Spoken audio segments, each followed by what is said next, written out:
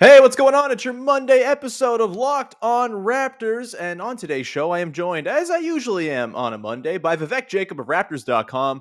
We're going to talk about the Raptors' win over the New York Knicks, mostly through the lens of Scottie Barnes, who had maybe his best game as a Raptor on Friday night. We'll dig into all of that. We'll talk about our favorite Scottie Barnes things to enjoy from the very large bag that he has. Plus, we got a due to the game to hand out for Friday night's game. Is there a repeat winner in the cards? We shall see. That's all coming up on today's episode with Vivek Jacob from Raptors.com.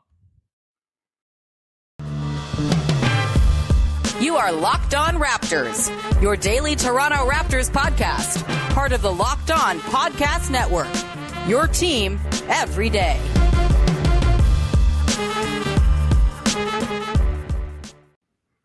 Hey, what's going on? Welcome to episode number 1077 of Locked On Raptors for, that's not the graphic, there we go, for Monday, December the 13th. I'm your host, Sean Woodley of RaptorsHQ.com. You can find me on Twitter as always, at WoodleySean. You can find the show at Locked On Raptors. And of course, you can find the podcast free and available on all your favorite podcast apps. You can subscribe, rate, follow, review, tell a friend, all that stuff that the apps allow you to do, whether it's Apple, Spotify, Google Play, Odyssey, whatever it might be. We're free over there, and you can subscribe on YouTube for the low price of On the House as well. We passed over 1,300 subscribers over the weekend, so keep on adding to the pile. It's very, very nice.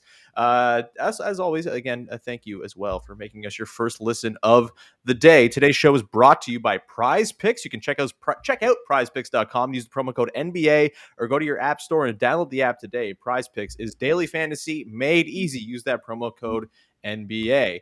And let's get to it on today's show. We are talking about a 90-87 Raptors win over the New York Knicks on Friday night. But really, we're talking about Scottie Barnes because he was incredible in this game. 12 points, 15 rebounds, a career high, 3 assists, 2 steals, 2 blocks, a team best plus 14. And he really just was the straw that stirred the entire drink on Friday night. And joining me to talk about Scottie Barnes, and it's got to be one of our favorite things to do at this point because Scottie Barnes rocks. It is Vivek Jacob from Raptors.com. How's it going, pal? It's going good. It's been a good weekend. It's I just watched the Champions League draw and the redraw because they messed it up the first time. Of course, that happened because you had Messi drawing Ronaldo the first time, and everyone was going nuts. And they were like, "Nope, we made a mistake here." But I love chicanery in very expensive international sports. Shout out to F1 yesterday. Shout out to UEFA just making the draw whatever they want. I don't care about the rules. Give me the most drama and mess, and I'm happy. So yeah, it's been a good weekend and ready to talk all about Scottie Barnes. Yeah, like we could have done like a typical game recap episode for this one, but given some love to Gary Trent Jr. or something like that. But really, I just wanted to take the time to talk about Scottie in this game. Not look, to take you behind the curtain as well. There's a game tonight, and this podcast will only stay evergreen for so long if we talk specifically about the game against the Knicks. So we're going to take that Knicks game and expand upon it into the world of the fun that is watching Scottie Barnes play. So as I mentioned, in this game, 12, 15, 3, 2, and 2 on 6 of 12 shooting for Scottie Barnes. Did not get to the line at all and did not hit a 3. He was 0 for 1, but I think there was sort of the prevailing sentiment after this game from folks who watched it that this was one of, if not the best games that Scottie Barnes has played as a Raptor. And I think it's in no small part because it was clearly his best two-way game of the season. His defense was outstanding. Vivek Jacob, what were your sort of big takeaways from watching Scottie Barnes dismantle the Knicks on Friday night with his length and shot blocking and just general meanness around the basket? Yeah, I'm totally with you. It was probably his most complete game. And I think the biggest thing that stood out to me is we've seen the offensive flashes before, and that gets you really excited. But defensively, with this also happening to coincide with what I thought was Pascal's best defensive game, with the way he was defending Randall, you see how much easier it makes it for a Fred VanVleet to go double and time that, and Gary Trent to take his risks. And all of a sudden, when Pascal and Scottie are defending like that, that's when you really start to envision the defense that many have talked about before the season began. And so I think that was my biggest takeaway, where it's like, okay, if Scottie can keep this up and maintain that level. And that's something that's going to be interesting to see, because that's something that Fred VanVleet has talked about in terms of avoiding some of the lulls that seem to come with him a little bit. And if he can maintain that intensity and be there for the majority of the 48 minutes, or, you know, the 36 minutes that he's out there, then that goes a long way in solving some of the Raptors' biggest problems. Yeah, I think for me, my takeaway from watching Scottie Barnes defend the Knicks on Friday was that, like, this is why I believe so much in that small ball lineup where Scottie Barnes is kind of the nominal center. Because, like, he's big enough, he's rangy enough to kind of fill in size wise as a center. He just had to get, like, you know, how to play defense as a center down and, like, where to stand and all this stuff. And it really does feel like the last couple of weeks here, he has figured things out on that end a little bit. He kind of knows where to be. He knows where not to be. He knows when to overhelp and when not to. Like, he seems to be kind of finding that balance. And I've talked about it. He just feels like a guy who learns things very quickly, which seems like a very valuable skill to have as a rookie. And it probably explains why he's been so effective as a rookie when you don't expect rookies to be this effective. And yeah, just watching him kind of around the rim, that possession he had where he, like, contested a shot, then blocked the sort of, like, the recollect and attempt, like, that's just like rim protector god stuff. And I'm not saying he's going to do it all the time, but if you're thinking about how that small ball lineup is going to work, once hopefully OG Anunoby gets back at some point here, we have no idea when that's going to be right now. But once you get that Fred, Trent, OG, Siakam, Barnes lineup figured out, you know, we saw when Siakam first came back, the spacing was weird. Siakam was still getting his defensive sea legs. Barnes had no idea what he was doing, and you just didn't see that sort of cohesion defensively. And on offense, we kind of knew the problems too. It was still working Siakam in. It was still figuring out how Barnes and Siakam play with one another. And now we've seen Barnes and Siakam play off one another really nicely. The playmaking those two have kind of is a really beautiful sort of two-man game they can play. And then we know what Fred and OG and Trent are going to provide in terms of spacing and extra ball handling. That, to me, is shaping up to be the best Raptors lineup, as we kind of expected. I think as of right now, in a very small sample size, it's like a +1 per 100 possessions. It's like a 101 offensive, 100 defensive rating. I think we're in line to see that lineup get a lot better and more potent once it's all intact and back together here at some point soon. You know, I mentioned Scottie's over the last couple of weeks looked a little bit better on defense. So I'm curious, Vivek, like, is there anything that he's doing differently to you that you've seen that you're picking up on? You know, whether it's on ball, off ball, something to do on the defensive end, he's changed tangibly in the last couple of weeks? I would say for the most part that he is, you know, just defending on the perimeter better. And I think, you know, he's learning to use his body to almost guide the offensive player. And so I think before it was just like a lot of north-south when he'd get beat off the dribble, and it was like a straight beeline to the bucket. And so now I think with redirecting them and sort of forcing them to go around him, it's directing towards the help more. And that's where, you know, you see the help defender come over and be able to poke the ball away, or, you know, it's just that much more traffic that they're going into. So I think that is something that has stood out to me. There's still like moments where he can improve. I think, you know, that final bucket by Mike Muscala, obviously everyone remembers the overhelp and then, you know, no one getting out to Muscala. But that starts with Scottie maybe pressing up a little too high on Shea, and Shea just being able to go all the way and forcing all the help to come over. So I think there's still little moments like that where he needs to get better. But I think for the most part, it's a significant improvement from where we were, say, you know, 3 or 4 weeks ago. Yeah, he's not getting torched by small guards every single time. We saw in that road trip where they went out west and played like fast, quick guards like 3, 4, 5 games in a row.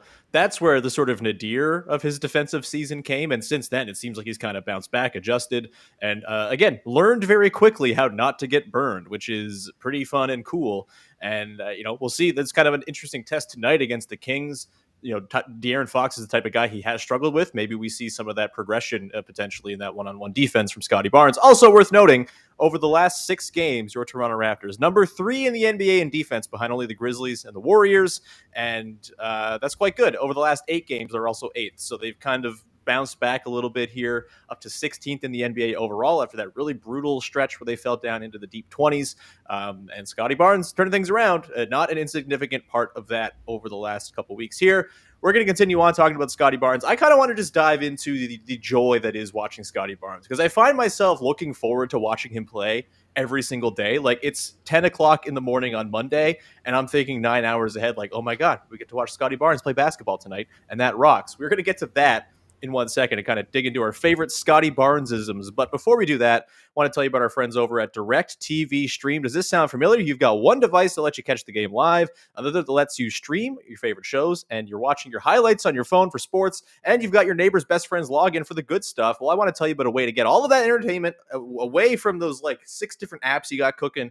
Don't be looking at your phone or your iPad or whatever it is. You can get it all in one place, and that is with Direct TV Stream, as they get your TV together and brings your live TV and on-demand favorites together like never before, so you can watch your favorite sports, movies, and shows all in one place. That means no more juggling remotes, no more digging through the couch cushions to find that Apple TV remote after you're done using your cable remote. And the best part is there's no annual contract, and you'll never have to buy a new device ever again. So get rid of the clutter and the confusion and get your TV together with DirecTV Stream. You can learn more at directtv.com. That's directtv.com. Compatible device required. Content varies by package, and this is only available to our listeners in the US of A. All right, continuing on here with your first listen of the day here on Locked On Raptors with Vivek Jacob from Raptors.com. Big V. Let's just talk about Scottie Barnes for a bit and how fun he is to watch, because he is an absolute delight. That Friday game against the Knicks, kind of one of the chief cases in favor of that argument. Let's just start here. What's your favorite Scottie Barnes thing? He does a lot of things on the floor, lots of different sort of areas of the game he impacts. What is your favorite Scottie Barnes thing right now? I would say it's him on the fast break. Like when he gets the board and he's going and he's got, outlet options, and he'll give them a little look one way, a little look the other way. And, that creates that hesitation, enough of the hesitation in his defender's mind where he's like, okay, now I've got the full lane for myself. And it's like 1, 2, boom. He's dunking on your head. Yeah, he had one of those dunks on Friday, I believe, where he got the defensive rebound, took it 5 dribbles, and 2-handed it down. That is a really good one, and it's not just like the straight headlong drives for dunks either. Like his processing speed and his ability to just slow things down and like, I don't really have an advantage here. I'm just going to wait for some dudes to get around me, and then I'm going to hit them with hilarious no-look passes. It's all just really damn fun. And the Fred pass was crazy, right? He's stuck under the basket, limbs all around him, and he's just able to thread the needle. Yeah. I think might be my favorite thing about him right now is that he throws very audacious passes, which is great, and like the no looks are like it seems like he's thrown one 15, 20 games in a row at this point. Like he just has a no-look pass in his bag. It's like there are 2 things you can expect from Scottie Barnes in a given night. 1, he's going to throw a no-look pass. 2, he's going to have like a 6-minute stretch of a third quarter where he punks the other team and kind of takes the game over. The passing is like well beyond.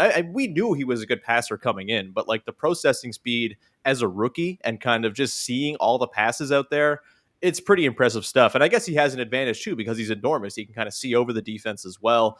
On that note, like he was branded as a point guard coming out of college. He played a lot of point guard off the bench for Florida State. The Florida State system was, not exactly tailored to kind of seeing him show off all of his dazzling skills or whatever, because that's what college basketball is all about. But when it comes to the whole point guard question, have you at all been moved by what you've seen this season? Like, do you think he can be like a lead ball handling, like point forward type guy in his career? Like, are you feeling like that's a possibility based on what you've seen through 26 games or whatever it's been? Yeah, I mean, that's what I've felt from the beginning, even just watching him in preseason. Right. I think that his playmaking ceiling is higher than anyone else's on the team. And so I think as many times as you can get the ball in his hands, the better off you're going to be. And it's about building to that point. I think there's a ways he has to go still. He has to tighten the handle. He's got to, be tighter with certain decisions that he makes. But you do see the progress over, the 20 odd games that we've seen so far. So, yeah, I do envision that as, the long-term option for this team. And, with Fred too, I think there's a lot of opportunities for him to just play off the ball and, come off screens and get some shots off. And I think that would be probably optimal for the Raptors. Yeah, I don't know when you can expect this to happen, and you don't want to put too much on a 20-year-old. And I was kind of talking about this last week when No, I put too was. much on him. No, don't put too I much think on him. Yeah. Put too much on. Too much on him. Yeah, Oh, okay. put everything on him. Like I think, I think that's kind of been the point that Fred has been trying to make the last couple media sessions that he's had. It's like, this is not a rookie. Stop. Right. Like, no one treat him like a rookie. And that's the mindset that he's trying to put into Scottie too, right? Like, don't lower yourself to that standard, right? Because you could well be the best player on this team very soon. So that approach needs to be there every single day, every single game, every single minute that you're out there.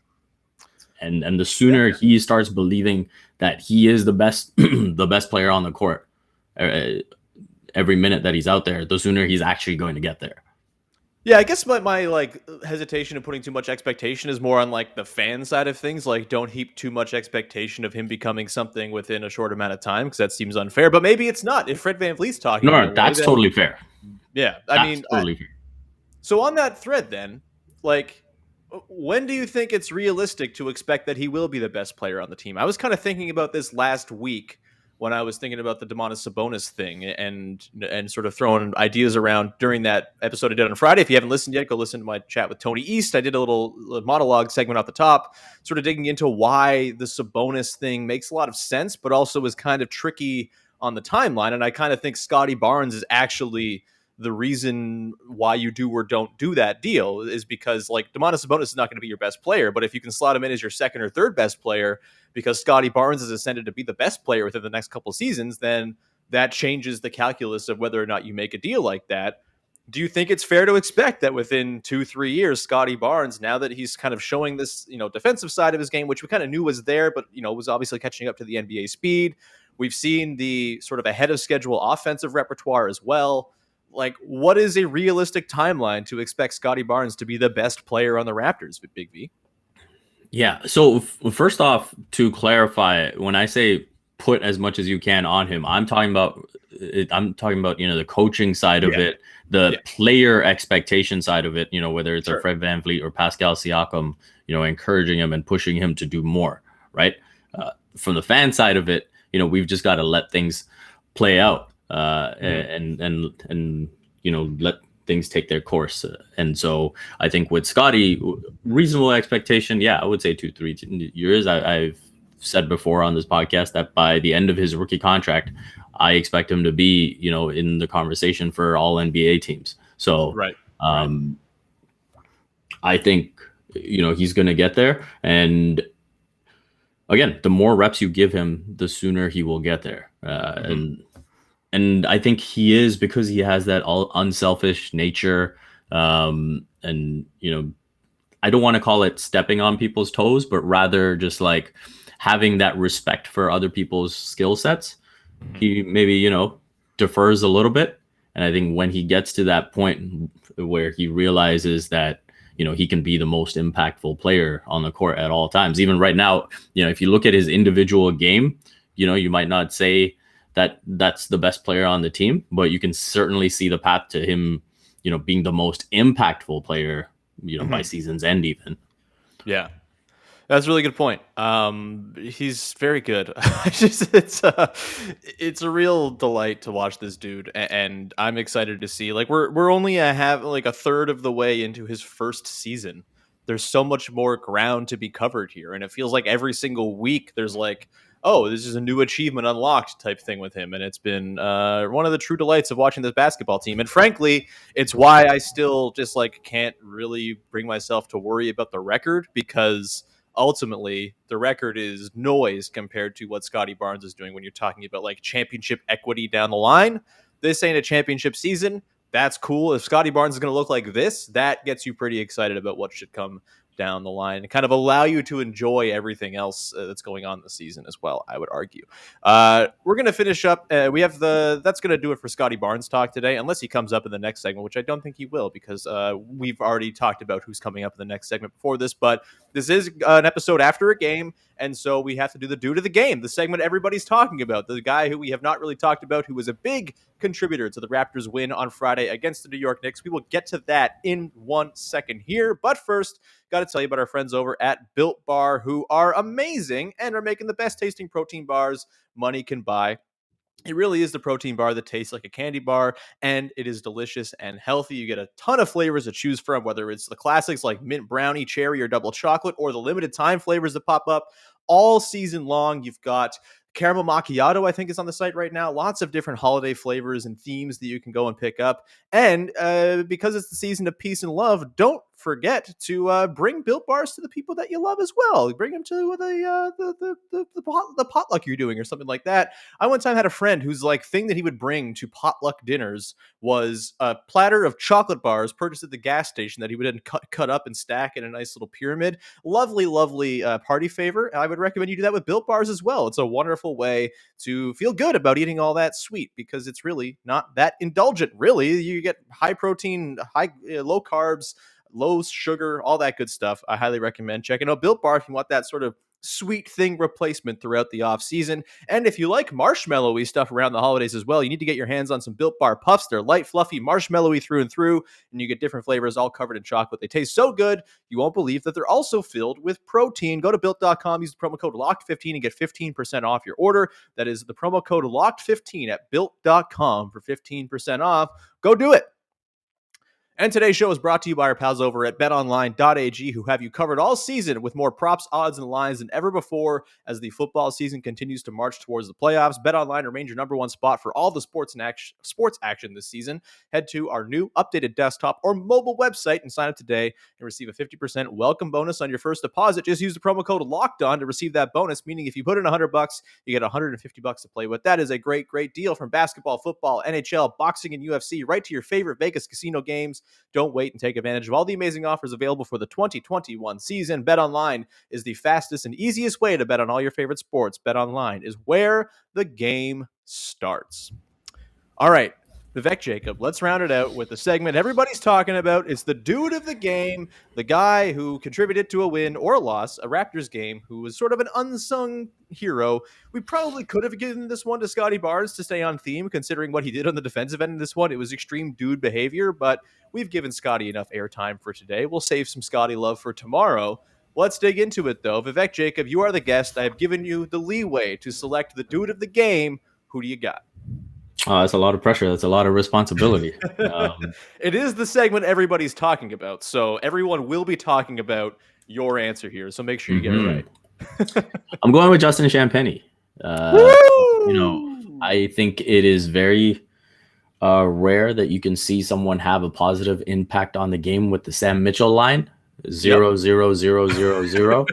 But I did not realize he Jerome Moiso'd it up out there. Holy shit. Yeah, but he was also a +8. And yes. I think in all seriousness, the fact that Nick Nurse trusts him for defensive possessions down the stretch of an extremely tight game shows a lot to me. And so I think for Champagnie to be in that position, the fact that he is already seemingly, going to the right spots and doing the right things. And then offensively, he's just constantly, it's kind of like he's either setting a screen for someone to get them open, or he's cutting to the basket, or, and you want more and more players like that. And he's got definitely a high basketball IQ. And Fred VanVleet talked about him having just a really high attention to detail. And so those are things that really matter for this team right now. And especially with them being shorthanded, I expect him to be a notable part of the rotation going forward. Yeah, I mean, he's been really exciting defensively. Obviously, the couple really huge sort of opportunistic moments on offense in that Thunder game as well, one of which obviously was just before the buzzer, but still same idea, knew exactly where to be, was in the right spot, had that other huge go-ahead bucket as well. And yeah, it's kind of stunning to see Nick Nurse trust a guy this much on defense early on. But I mean, he's earning it outside of the Muscala breakdown, which I think there's blame to go around there. And again, Shai Gilgeous-Alexander, I would much rather send attention to him than worry about Mike Muscala, if I'm being totally honest. So I get why that play happened. Outside of that, he has been really rock solid. And even though he's like 6'6", he seems to have like the positioning for a center down pretty well. I guess, he is going to get pushed further down the rotation once guys get back, right? Like Precious Achiuwa, we know how good defensively he's been. Kem Birch, whenever he gets back, hopefully soon, we know he's going to play heavy minutes as well. Do you see a role for Champagnie at full health, or is this more of he plies his trade in small moments and then perhaps gets his two-way converted to a full-time NBA deal by season's end, and then they kind of go into next season with him kind of as maybe like a potential rotation piece going into camp? Or is there a world in which he gets regular run now, maybe replacing a Chris Boucher, getting some minutes at the 4, that type of thing? Yeah, I think there's minutes for him right now while the team is shorthanded. It's hard for me to see that path once everyone is fully healthy. Yeah. And that's not going to be a bad thing either. Being on a two-way, he'll get his reps with the 905 and he'll improve that way. I think the one thing that will be good for him when he's able to get those 905 reps is just really working on his three-point shot. And I think if you think about a long-term path to the rotation for the Raptors, that would be the defining factor, right? And if he can space the floor beyond just the hustle that we see from him right now, then I think that starts to make it an interesting conversation. Yeah, I don't know why I keep falling back on this. I've said this about Kem Birch in the past, and I think I'll say this about Justin Champagnie. I think like the idealized version of that guy is something like Daniel Tice against the Raptors in the playoffs in the bubble, right? Like dude who's just like a really sound positional defender. Yes, is prone to getting moved out of the way by Kyle Lowry's ass, but who isn't, frankly?